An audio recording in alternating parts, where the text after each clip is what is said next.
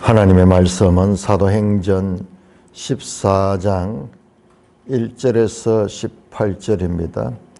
사도행전 14장 1절. 이에 이고니온에서 두 사도가 함께 유대인의 회당에 들어가 말하니 유다와 헬라의 허다한 무리가 믿더라. 그러나 순종하지 아니하는 유대인들이 이방인들의 마음을 선동하여 형제들에게 악감을 품게 하느니라.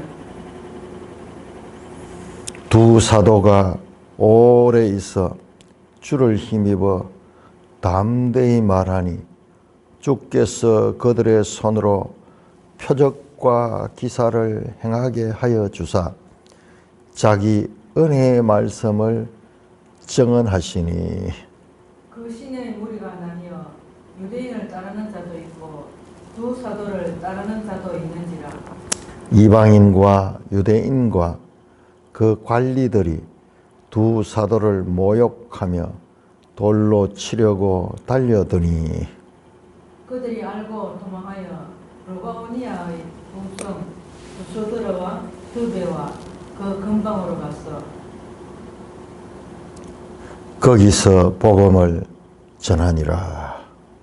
부소드라에 발을 쓰지 못하는 한 사람이 앉아 있는데 나면서 걷지 못하게 되어 그를 본 적이 없는 자라. 바울이 말하는 것을 듣거늘 바울이 주목하여 구원받을 만한 믿음이 그에게 있는 것을 보고 큰 소리로 이르되 내 발로 바로 일어서라 하니 그 사람이 일어나 걷는지라. 무리가 바울이 한 일을 보고 루가오니아 방언으로 소리질러 이르되 신들이 사람의 형상으로 우리 가운데 내려오셨다 하여 바나바는 제우스라 하고 바울은 그 중에 말하는 자이므로 헤르메스라 하더라. 시외 제우스 신당의 제사장이 소와 화환들을 가지고 대문 앞에 와서 무리와 함께 제사하고자 하니 두 사도 바나바와 바울이 듣고 옷을 찢고 무리 가운데 뛰어 들어가서 소리질러 이르되 여러분이여 어찌하여 이러한 일을 하느냐. 우리도 여러분과 같은 성정을 가진 사람이라. 여러분에게 복음을 전하는 것은 이러한 헛된 일을 버리고 천지와 바다와 그 가운데 만물을 지으시고 살아계신 하나님께로 돌아오게 함이라. 하나님이 지나간 세대에는 모든 민족으로 자기들의 길들을 가게 방임하셨으나 그러나 자기를 정언하지 아니하신 것이 아니니 곧 여러분에게 하늘로부터 비를 내리시며 결실기를 주시는 선한 일을 하사 음식과 기쁨으로 여러분의 마음에 만족하게 하셨느니라 하고 이렇게 말하여 겨우 무리를 말려 자기들에게 제사를 못하게 하니라. 오 하나님 아버지, 은혜를 감사합니다.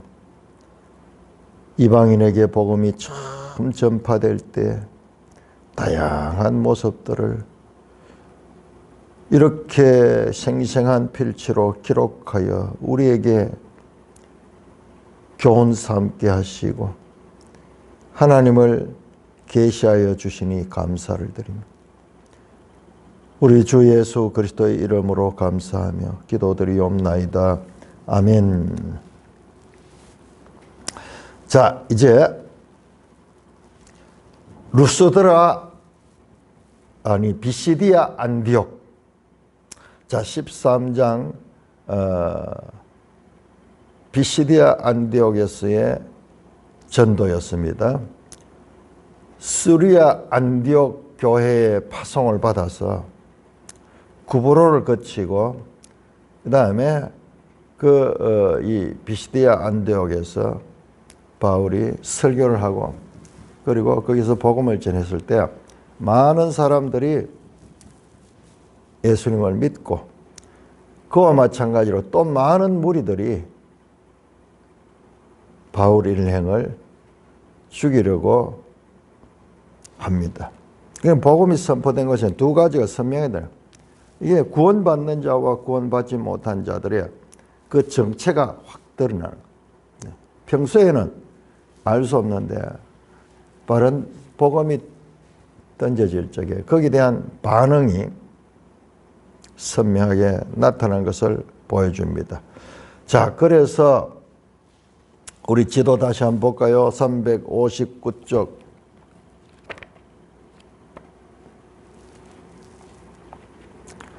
자, 359쪽. 자, 버가에 내려서 그 다음에 타우루스 산맥을 넘고 비시디아 안디옥에서 복음을 전했습니다. 그런 다음에 이제 거기에서 쫓겨나다시피 이고니온으로 옮겼다. 지도를 딱 옆에 펴놓고 계속 장소가 이동되기 때문에 이고니온으로 그렇게 갔다. 자, 14장 1절은 이고니온에서 시작합니다. 이고니온에서 두 사도가 함께 유대인의 회당에 들어가 말했다. 여러분, 이 본문을 읽으면 주의 깊게 읽는 성도들은 여기에서 큰 문제를 발견해야 돼요. 두 사도, 바울과 바나바를 사도라고 말하고 있는 겁니다. 두 사람을 세워 보냈는데 여기에서는 두 사도라고 그렇게 표현합니다. 자, 사도는 예수님의 12 제자들만이 사도라고 우리가 알고 있는데 사도행전에서 본문 현장에 생생하게 바울과 바나바도 사도라는 호칭으로 지적되는 내용이 나옵니다. 그러니까는 우리가 이 초대교회에 일어나는 이런 내용들을 자세히 보면요, 여러분들 여기에서 뭔가 하는 결정을 내 가지고 규칙을 만들고 원리를 찾으려고 하면은 문제가 생겨요. 문제가 생깁니다. 좀 열린 마음을 가지고 있어야 돼요. 자, 사도는 12 예수님의 제자, 그들만 사도다. 맞습니다. 그런데 예외가 지금 여기 나와요. 두 사도, 그리고 또 계속해서 선지자들도 나오고 있죠. 선지자들은 주로 구약의 하나님의 말씀을 받아 전한 이 대언자들인데 신약에도 지금 선지자, 대언자들이 한 두어 번 지금 나왔어요. 나오고 있네요. 그러니까 이 구약과 신약의 이 과도기적인 이 가운데서 우리가 이 사건을 가지고 절대화시키며 교리화시켜서 안 된다는 것을 이런 데서도 다시 느끼는 거예요. 제가 계속 반복하는 것이 사도행전의 특수한 사건을 가지고 보편화시켜서 모든 시대에 적용하고자 하는 그런 유혹이 우리 속에 있거든요. 그럼 그렇게 해서 안 돼요. 그걸 그대로 봐줘야 돼요. 자, 그러니까는 좀 예외적인 12 사도 이외에 바울과 바나바도 사도라고 부르는 내용이 나옵니다. 자, 그러니까는 또 이거를 가지고 사도는 또 12 사도 이외에도 사도가 있다. 사실 사도란 말은 아포스텔로스 또 뭐 이런 뜻인데 보냄을 받았다는 거예요. 보냄을 받았네요. 그러니까 안디옥 교회에 보냄을 받았잖아요. 안디옥 교회에 보냄을 받아가지고 선교를 하고 있잖아요. 그러니까는 이 사도라는 말이 하나의 고유명사라기보다도 하나의 의미로 보면은 교회에 보냄을 받은 사람. 이것이 나중에는 이제 하나의 고유명사가 돼가지고 사도를 따로 구별하지만은 지금 여기에서는 12 사도 이외에 이 두 분이 또 사도라고 불리는 것을 우리가 봐야 됩니다. 자, 이러니까는 그러면은 오늘 현대교회도 사도가 있다. 그렇게 주장하는 사람들이 있어요. 그게 뭐냐 그러면 신사도 운동이라고 지금 엄청나게 지금 기성을 부리고 있는 우리 한국교회도 이 사상들이 이번에 문제가 됐던 그 데이비드 차도 보면은 신사도 운동에 속해 신사도 운동. 그 친구의 뿌리를 들어가 보면은 무슨 그 박호종 목사인가 뭐 나오더라고요. 뭐 이러면서 내가 그때 만났을 때도 그런 이야기를 한번 하더라고요. 어느 교회 다니냐 그러니까는 뭐 어떤 교회를 이야기했는데 지금 생각해보면 그 교회예요. 신사도 운동하는 거예요. 이 신사도 운동하는 사람들의 특징이 뭐냐 그러면은 하나님의 계시를 직통받는 거예요. 직통받는 거예요. 여러분, 우리 과거에 80년대, 90년대 뭐 이렇게 가게에 흐르는 저주를 끊으라 그러고 뭐 안녕하세요 하나님 그러고 기독 출판을 통해서 책들이 많이 번역 나왔어요. 신디 제이콥스라는 여자 예언자예요. 여자 예언자. 막 예언하고 한국에 막 전쟁이 일어나고 어떠고 저떠고 하면서 막 이래가지고 미래에 대한 예언을 마치 사도행전에 나온 사도들처럼 그렇게 하는 사람들. 그러니까 기독 출판사에서 너도 나도 없이 책이 잘 팔리니까 그렇게 했던 거예요. 아무 무책임하게. 교회가 그렇다고 해서 제대로 그것을 지도하지도 못했고, 그러니까 출판사 책이 나오니까는 막 기도하고 막 능력이 나타나고 이러니까는 믿습니다. 그러면 지금 내가 얼마 전에 이야기했던 장로님도 마찬가지예요. 그런 계속 직통 계시를 받아요. 그 사람들은 초대교회에 있었던 그와 같은 사도들처럼 자신에게도 직접 하나님께서 지금도 말씀하신다는 거예요. 그건 모르겠어요. 내가 안 들어봐서 남의 이야기를 갖다가 함부로 판단할 수 없어요. 그러나 이제 신앙생활을 수십 년 하고 이제 나이가 70이 가까워지다 보니까는 지난 시절에 일어났던 그런 운동들을 이제 돌이켜 볼 수 있잖아요. 그 당시에는 현상으로 나타나니까는 거기에 저 자신도 그런 책들도 있고 뭐 그런 감동을 많이 받았어요. 돌이켜 보니까 그 운동들이 다 거짓 마귀의 소리였어요. 소리를 들었다면 마귀의 소리야. 마귀가요 더 집중, 더 이 그럴싸하게 하나님의 말을 대신하는 거예요. 우리 창세기 3장에 나오듯이 뱀이 말하잖아요. 뱀의 소리는 네 눈이 밝아 하나님같이 되리라. 그러면서 사람 속에다가 속도록 만드는 게 속도록. 자기를 자꾸 높이고 자기를 신격화시키고 나는 하나님과 직접 교통하는 사람이야. 그러니까 성경 공부 이런 건 별 의미가 없는 거예요. 왜냐 그러면 내가 직접 이건 과거 2000년 전의 이야기고 직접 내가 현재적으로 말씀드리는 이게 더 권위 있는 거다. 뭐 이런 식으로. 그러면 그 많은 추종자들이 생기고 그들이 뭐 능력도 나타내고 기적도 행하기도 하고 뭐 그것도 어떻게 되는지 정확하게는 잘 모르겠습니다만은 심지어는 어떤 경우에는 쇼를 한다고 하는 것도 있습니다만 그건 뭐 내가 확인 못했으니까 말은 못하겠지만은 그럼 열광하는 거예요. 열광하는 거예요. 그러니까 그 사람들이 자꾸 기성을 부리는 거예요. 자, 이런 책임이 어디 있냐? 교회에 있는 교회.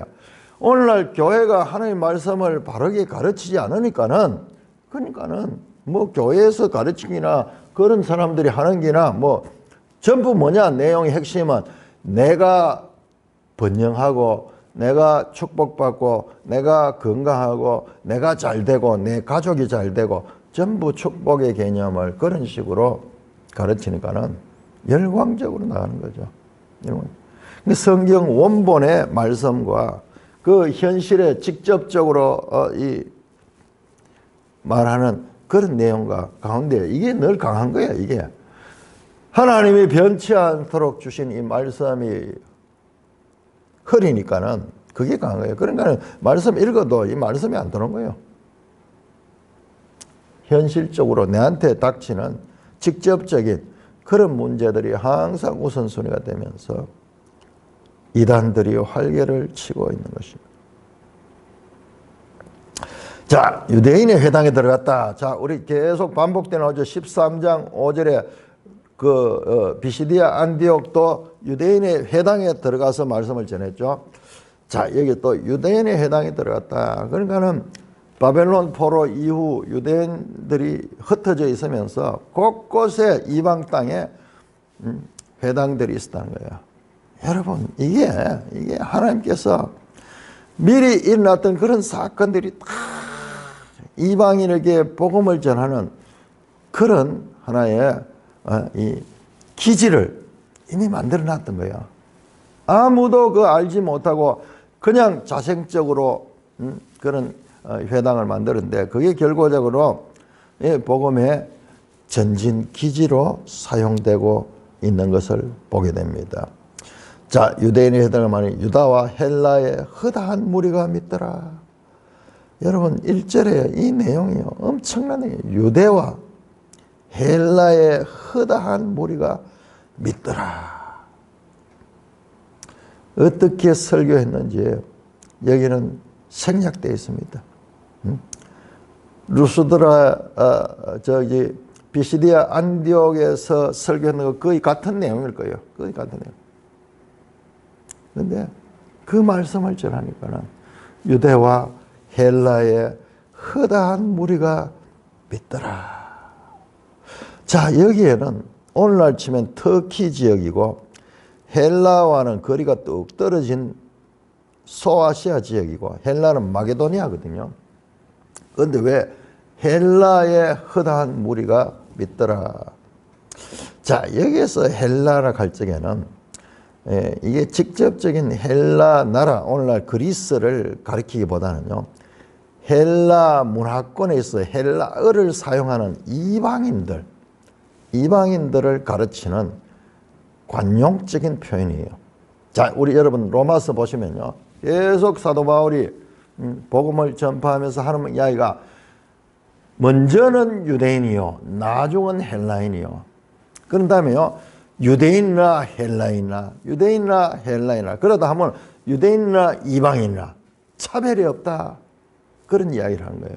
그런 걸 보면은 헬라라는 것은 구체적인 헬라 나라를 가리키는 것이라고는 이 헬라어를 사용하고 있는 이방인 전체를 통칭할 때 사용하는 그와 같은 표현인 것 같아요. 이방인의 대명사.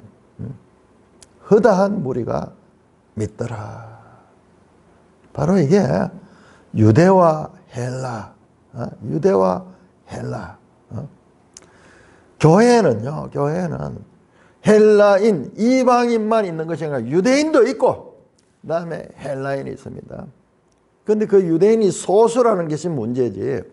그러나 처음부터 교회는 유대인이 배제된 거 없어요. 배제되지 않았습니다.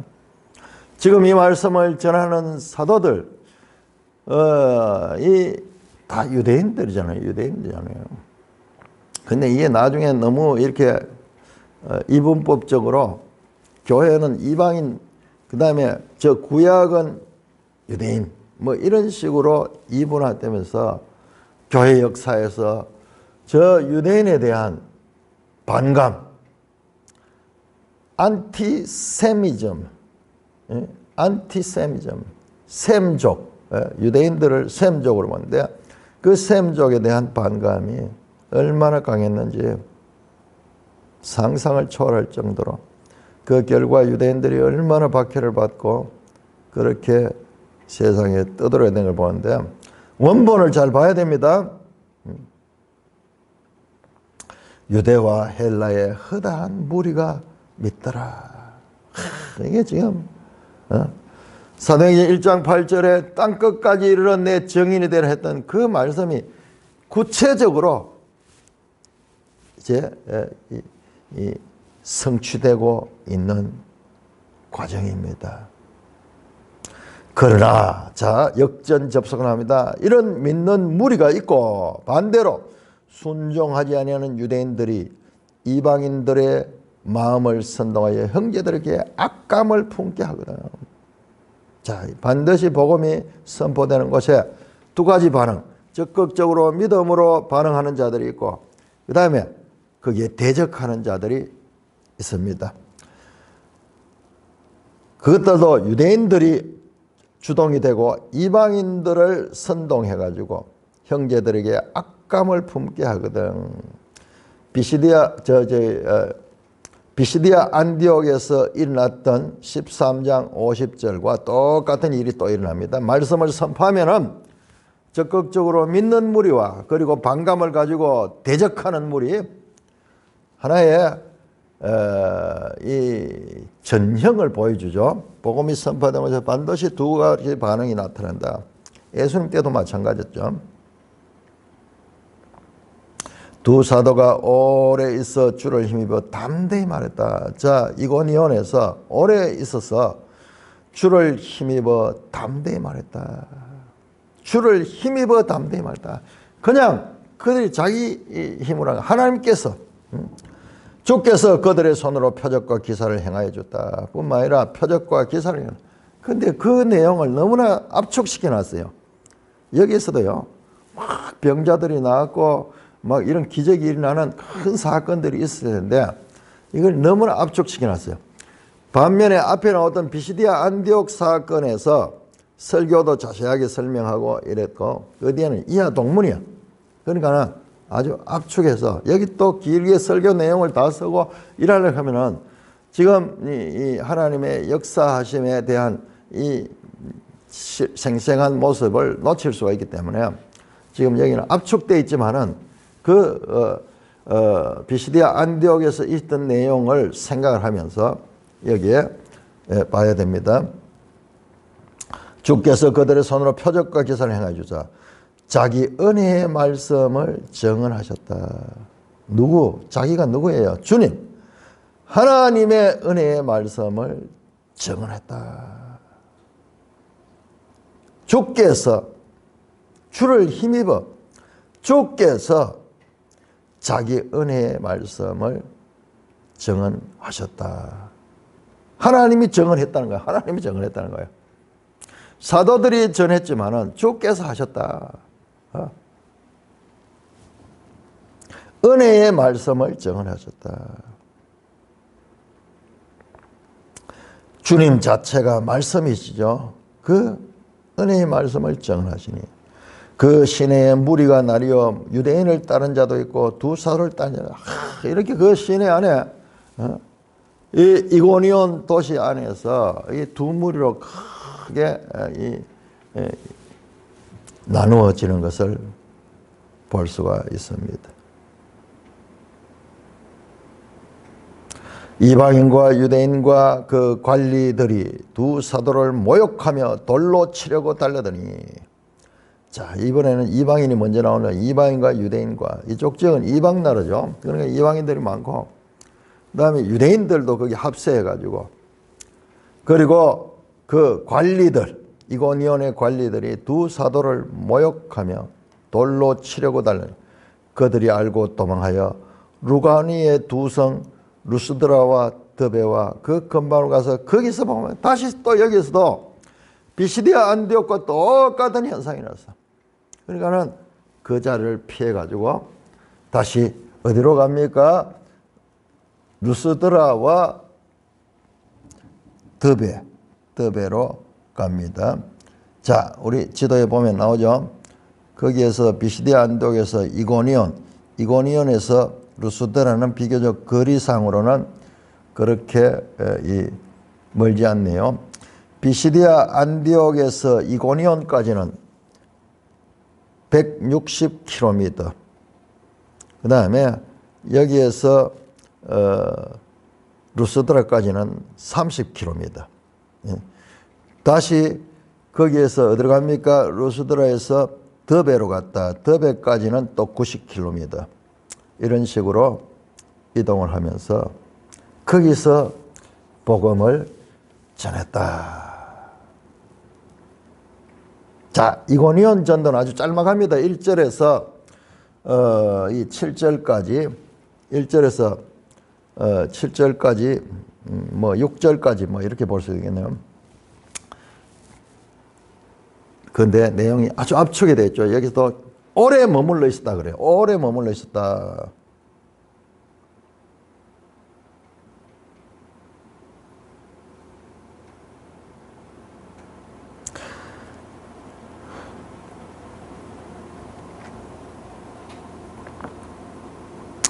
자, 그렇게 이제 이고니온 전도가 일어났습니다.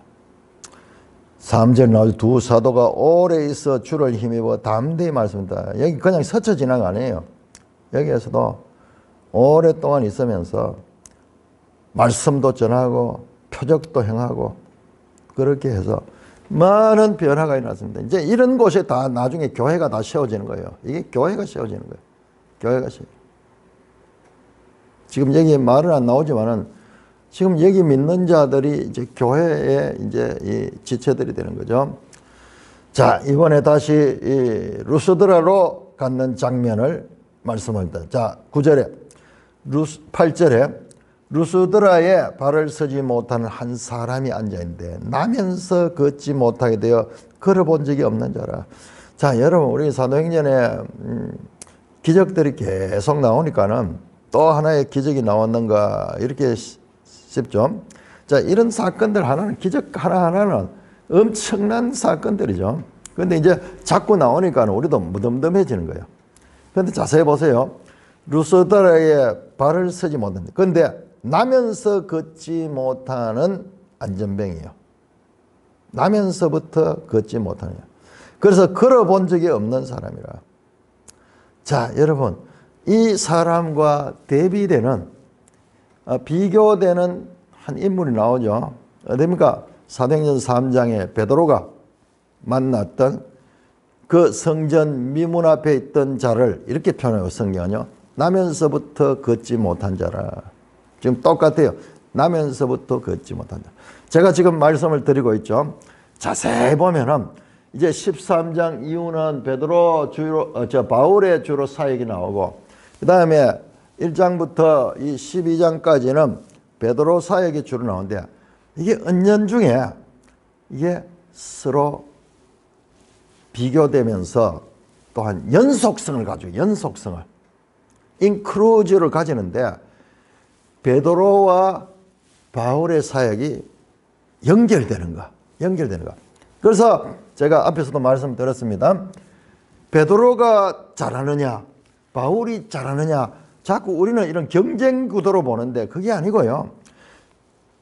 그리스도의 일을 사도 베드로가 받아가지고 행했고 그 다음에 이 이방인의 사도인 바울도 베드로의 사역을 그대로 이어간. 그래서 베드로나 바울이나 동일하게 예수 그리스도의 일을 하고 있다는 것을 사도행전 우리에게 보여주는 거예요. 우린 자꾸 이거를 뭐 저 자신도 그랬어. 경쟁 구도 누가 더 크냐 계속 그런 식으로 하는데 그게 아니에요. 철저하게 예수 그리스도로. 그 다음에 베드로입니다. 사람으로서는 베드로가 절대권이에요. 베드로. 그 다음에 바울이 더 큰 일을 해도 마찬가지로 바울은 베드로와 연결되는 거지 더 크다 작다 이 문제가 아니에요. 이 문제. 그런 식으로 치면 예수님보다도 이 바울이 더 큰 일을 하죠. 왜냐? 예수님은 팔레스타인 이 지역에만 전도했지만은 그러나 바울은 저 땅끝까지 가거든요. 자, 그래서 베드로와 바울의 데자뷰를 여기에서 볼 수 있습니다. 그런데 차이가 있어요. 자, 무슨 차이가 있는가? 다음에 나옵니다. 바울이 말하는 것을 듣거늘 9절입니다. 바울이 주목하여 구원받을 만한 믿음이 그에게 있는 것을 보고 바울이 말씀하니까는 그것을 이제 이 남에서부터 안전병이 옆에 있다가 뭐 그 근처에서 했던 모양이죠. 말씀을 전했던 모양이야. 그래서 보니까는 구원받을 만한 믿음이 그에게 있는 것을 보았다. 그런데요. 3장의 성전 미문에 나면서부터 안전병이는 그렇지 않았어요. 그저 구걸하고 있다가 베드로와 요한이 자기를 보면서 가니까는 무엇을 더 얻을까 싶어서 구걸에 대한 관심밖에 없었어요. 그러나 이 루스드라에 앉은 이 장애인은 바울이 봤을 때 구원받을 만한 믿음이 그에게 있었어. 그 믿음. 여러분 비교를 해보세요. 이건 믿음 없어요. 그냥 그저 구걸이나 하든가 하는 그 살고. 자, 제가 왜 이걸 자꾸 명확하게 말씀을 드냐 하면 사도행전에 나오는 이런 사건들은 보편적이 아니라는 거예요. 보편적이 아닌 거예요. 자, 3장에서는 그저 믿음 없이 그냥 그저 무슨 먹을 것이나 얻을까 싶어 하는 자에게도 하나님의 능력이 임해서 그를 일어나 걷게 만들고 심지어는 뛰게 하고 하나님을 찬송하게 만들죠. 지금 여기 입장에는 그 가운데 믿음이 있어요. 믿음이 있어요. 그를 말씀으로 10절입니다. 큰 소리로 네 발로 바로 일어서라 하니 그 사람이 일어나 걷다. 같으면서도 차이가 있습니다. 그러니까 사도행전에 나오는 것을 일률적으로 하나의 전형으로 만들어서는 안 된다는 거예요. 그 연속성과 차이성이 있는 거예요. 연속. 그러니까 오늘날 우리 교회와도 이 사도행전과는 이 연속성도 있지만은 차이성이 있다. 이거를 유연성 있게 해석해야 되지. 이거를 무조건 연속성으로 일방적으로 땡겨가지고 신사도운동 같이 뭐 사도가 오늘날도 있다 뭐 그런 식으로 해가지고 이단들이 준행하도록 하거나 또는 성령이 임하는 것도 안수할 때 성령이 임했다. 말씀을 전할 때 성령이 임했다. 이런 특수한 사건을 가지고 여러분들 그 기도원에 모이면요 부흥사들이 그렇게 해요. 자, 여기 사도들은 말씀을 전할 때 성령이 임했습니다. 지금 내가 하는 말씀을 전하고 있는데 이 자리에 성령이 왕성히 임할 것입니다. 그런 식으로 성경을 갖다 대면서 가니까 뭐 아멘 하면서 열광하는 거죠. 자, 그 특수한 사건들이에요. 성령은요 바람처럼 꼭 그런 대중 집회에서 무슨 그 열광된 분위기에서 임하는 게 아니에요. 성령은 바람이 어디서 와서 어디로 가는지 알지 못할 정도로 하나님께로부터 난 사람도 그러하다. 조용하게 소리 없이도 우리 가운데 역사하고 우리 가운데 이미 내주하고 계시는 거예요.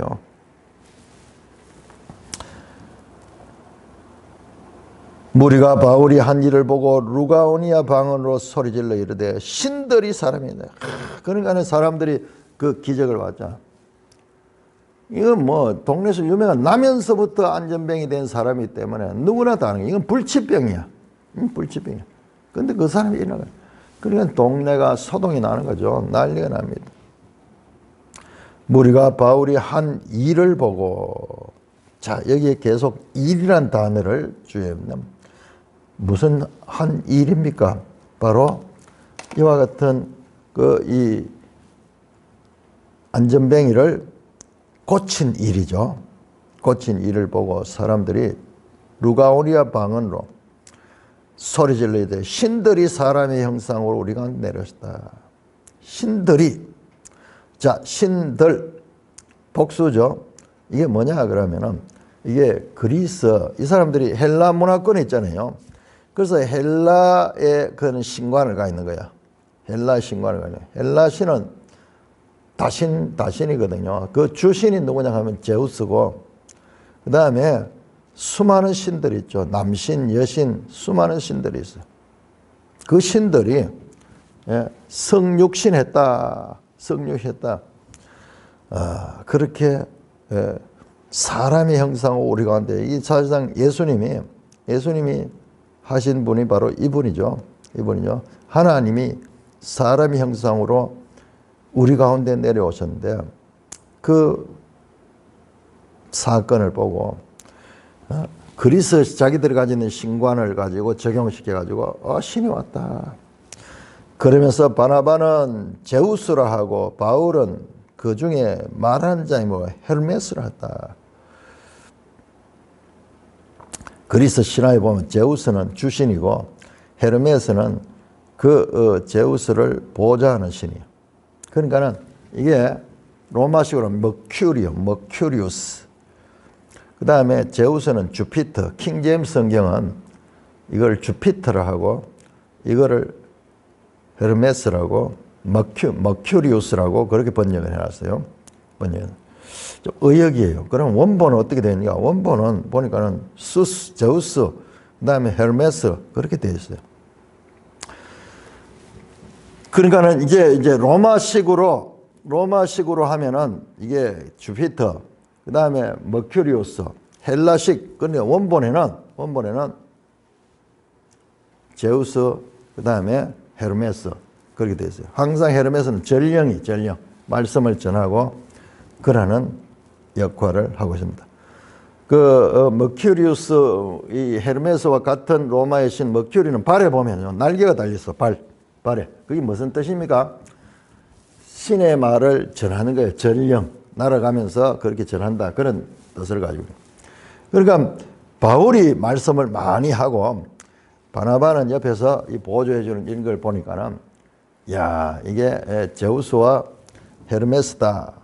그렇게 하면서 13절 시외 제우스 신당의 제사장이 소와 한들을 가지고 대문 앞에 와서 무리와 함께 제사를 신들이 오셨다. 자, 이 소동을 알기 위해서는 이와 같은 이 루스드라의 그런 전설을 알아야 되는데, 이 루스드라인들은 역사적인 배경이 있어요. 과거에 제우스와 헤르메스가 루스드라에 찾아왔는데 마을 사람들이 신들을 알아보지 못하고 냉대하고 그렇게 배척했습니다. 그래서 진노한 그 제우스와 헤르메스가 루스드라를 멸망시켜버렸다. 라는 그런 전설이 있어요. 이 도시에 가지고 있는 전통 신화에 대한 반응이 보면은요, 왜 이들이 갑자기 이 바울과 바나바를 이렇게 막 신으로 숭배하려고 그러는가? 그들만이 가지고 있는 과거의 자신들의 실패에 대한 이 전설이 있기 때문에, 자, 그래서 이번에는 이 신들을 제대로 모셔야지 우리가 진노를 받지 않는다. 그러자 두 사도 14절에 바나바와 바울, 여기는 또 순서가 바나바와 바울이라고 나오네요. 12절에 따라가네. 12절에 바나바는 제우스요 바울은 헤르메스라. 이번에 또 두 사도 바나바와 바울 순서도 이게 지금 앞뒤를 갔다 뒤로 갔다가 이런 변화도 아주 의미가 있습니다. 바나바울이 옷을 찢고 무리 가운데 뛰어다가 소리질러 이르되 여러분이 어찌하여 이러한 일을 행하느냐. 우리도 여러분과 같은 성정을 가진 사람이라. 여러분에게 복음 전한 것은 이런 헛된 일을 버리고 천지와 바다와 그 가운데 만물을 지어 살아계신 하나님께로 돌아오게 하라. 우리가 하는 일은 이런 일을 버리고 창조주 하나님께 돌아오는 것을 내가 전하고 있는다. 여러분 이 본문도 15절도 보세요. 15절도 베드로도 이와 비슷한 일을 경험했죠. 언제입니까? 고넬료 집에 들어갔을 때 10장 26절에 보면은 그 고넬료와 그 사람들이 베드로가 들어오니까는 그 앞에 엎드리가 절을 하면서 마치 신 앞에 하듯이 그렇게 하네. 그때 베드로가 그렇게 하지 마라. 나도 사람이다. 여러분들과 같은 사람이다. 지금 바울도 지금 그런 경험을 하는 거예요. 우리가 사도행전 본문 한 장 한 장 읽는 것도 중요하지만 이와 같은 본문들과 본문들 사이의 이 연속성을 이렇게 보는 것도 이 성경을 보는 아주 이 묘미입니다. 자, 그러자 천지와 바다와 그 가운데 만물을 지어서 살아계신 하나님께로 돌아와라. 너희가 믿는 그런 우상이 아니라 하나님은 창조주 하나님이고 지금도 살아계신 하나님이다. 그러면서 말씀합니다. 바울이 16절에 하나님이 지나간 세대에는 모든 민족으로 자기의 길들을 가게 방임하셨으나, 방임하기 뭐야? 내버려 뒀거든. 내버려 뒀어. 자, 지금까지는 모든 민족에 대해서는 하나님께서 아직까지 복음을 전하지 않았어. 지금까지는 유대인들에만 전해서. 지금까지는. 자, 사도 바울은 지금 하나님의 구원의 경륜의 때에 대해서 지금 알고 말씀하고 있는 거예요.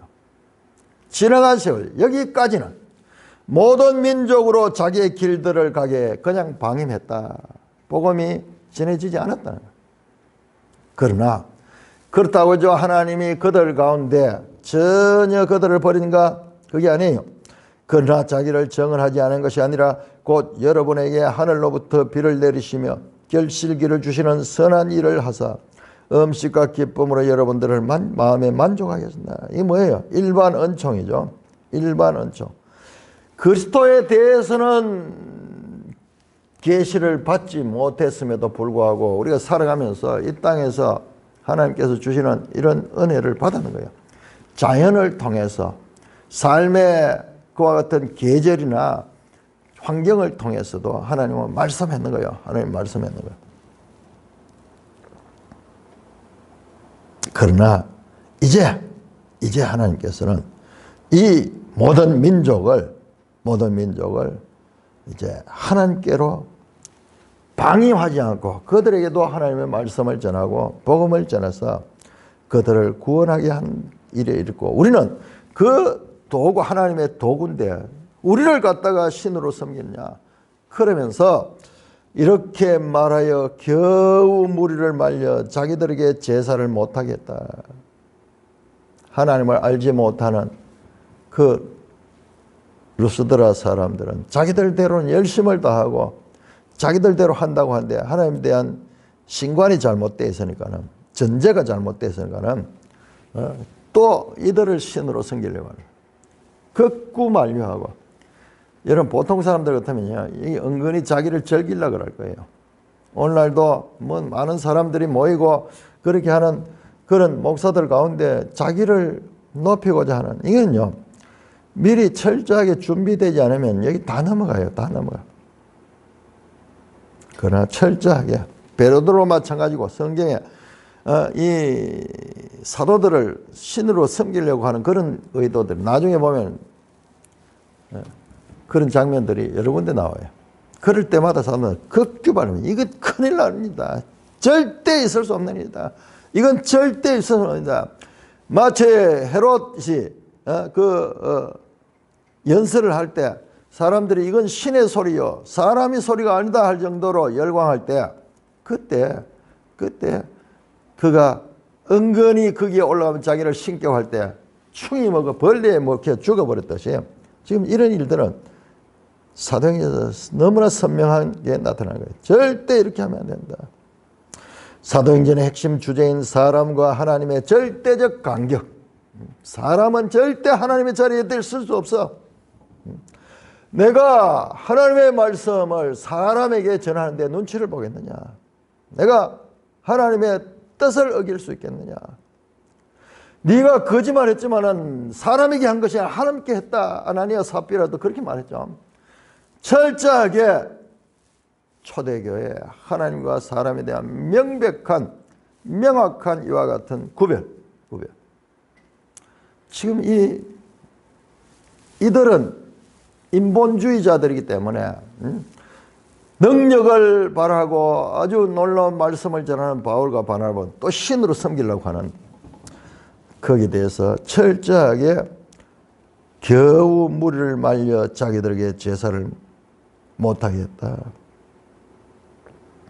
지나간 시대와 지금의 차이. 바울은 하나님의 구속사적인 전환기에 자신이 일하고 있음을 명확하게 인지하고 자기는 이방인의 사도로서 지금까지는 지나간 세대까지는 하나님은 민족들에 대해서 이방인에 대해서는 그냥 내버려 뒀지만은 그러나 지금은 이방인들에게 복음을 전하는 이방인의 때가 왔다.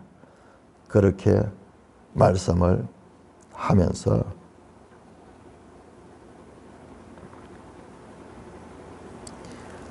그들을 창조하고 그들을 지금도 통치하고 있는 그 하나님을 소개하며 여러분들에게도 이 모든 것 은혜를 베풀어 주시는 때를 따라 비를 내리시고 또 결실케 하시며 우리가 생활할 수 있도록 이 모든 선한 일을 하시는 이 일반 은총도 하나님께로부터 온 것이다. 그러면서 하나님을 소개하는 장면을 볼 수가 있습니다. 찬송가 36장입니다.